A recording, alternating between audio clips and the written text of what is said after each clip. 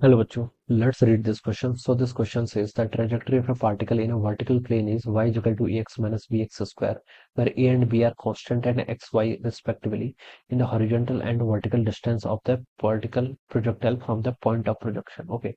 The maximum height attained बतानी है and angle of projection from the horizontal. आपको देखिए इक्वेशन ऑफ ट्रेजेक्टरी क्वेश्चन में गिवन की हुई है. क्या गिवन की हुई है? Equation of trajectory. और हमें यहाँ पर एंगल ऑफ प्रोजेक्शन और मैक्सिमम हाइट दोनों कैलकुलेट करके बतानी है. तो इस क्वेश्चन का की कॉन्सेप्ट हम क्या लिख सकते हैं? इक्वेशन ऑफ ट्राजेक्टरी लिख लीजिए. क्या लिख लीजिए? Equation of trajectory. Equation of trajectory क्या है? इक्वेशन ऑफ ट्राजेक्टरी एक्स और वाई के बीच में रिलेशन बताती है. ओके. स्पेशल कोऑर्डिनेट्स जो होते हैं, ठीक है, some any equation which is a function of x and y. ठीक है, एक्स और वाई का फंक्शन होना चाहिए, टाइम का नहीं होना चाहिए. टाइम का है फिर आपका ये पैरामीट्रिक इक्वेशन हो जाएगी, फिर ये आपकी इक्वेशन ऑफ ट्राजेक्टरी नहीं होगी. ऑलराइट. तो ये गिवन कर रखिए कैसे, y is equal to a x minus b x square के इक्वल. इसको देखिए हम स्टैंडर्ड इक्वेशन से अगर कंपेयर करें, ठीक है, स्टैंडर्ड इक्वेशन क्या होती है? देखिए y इक्वल टू होता है आपका एक्स टेन थीटा माइनस जी एक्स का square divided by two u square cos square theta. ये होती है ओरिजिनल इक्वेशन ट्राजेक्टरी. ठीक है.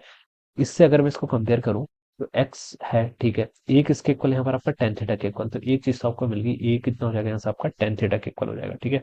ये आपको पता चल गया. ऑलराइट. और आप क्या लिख सकते हैं यहाँ से? आपको एक तो यही बताना था शायद, एंगल ऑफ प्रोजेक्शन. तो एंगल ऑफ प्रोजेक्शन थीटा यहाँ से आपको पता चल गया कितना होगा, टेन इनवर्स ए के इक्वल. तो एक पार्ट तो आपका इतने में ही सॉल्व हो गया. दूसरा देखिए, बी किसके इक्वल है? यहाँ पर बी को इस टर्म से अगर मैं कंपेयर करूं, एक्स स्क्वायर का जो कॉफिशिएंट है वो बी है, तो वो कितना आपका, सॉरी प्लस ही आएगा. ठीक है, माइनस है तो ऑलरेडी है, g divided by two u square cos square theta. ये वैल्यू कितनी आएगी? बी की वैल्यू आ गई. ऑलराइट. मुझे बताने के दूसरा मैक्सिमम हाइट बतानी है. एच मैक्स किसके इक्वल होता है? एक्स में एच मैक्स होता है आपका u square sine square theta divided by two g के इक्वल. ये वैल्यू होती है किसकी आपकी? ये आपकी वैल्यू होती है किसकी? मैक्सिमम हाइट की. मैक्सिमम हाइट की आपकी ये वैल्यू होती है. ऑलराइट. तो ठीक है, H max maximum height attend यहाँ पर कैलकुलेट करके बतानी है. ठीक है. मैक्सिमम हाइट अटेंड को देखिए बच्चों में क्या लिख सकता हूँ? यहाँ से यू स्क्वायर चाहिए ना मुझे.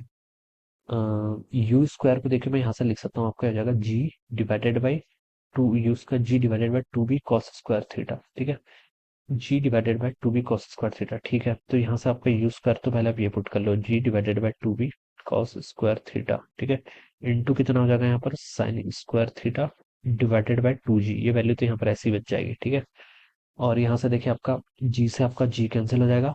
Sign square theta by cos square theta कितना होगा? टेन स्क्वायर थीटा हो जाएगा divided by two into two b करेंगे तो फोर बी के इक्वल आ जाएगा. ये आना चाहिए. ठीक है. और टेन एल्फ, ये देखिए टेन थीटा तो ए के इक्वल है ना, तो ये आपका ए स्क्वायर बाई फोर बी के इक्वल आएगा, ए स्क्वायर बाई फोर बी के इक्वल. ठीक है. तो ये दोनों आ गया. देखिए हमें इक्वेशन ये गिवन थी, इसके टर्म में बताना है. ठीक है. तो पहला पार्ट का देखिए आपका आंसर क्या है? पहले पार्ट में बोला मैक्सिमम हाइट अटेन, तो ये तो यहाँ से ए स्क्वायर बाई फोर बी के इक्वल आ गई.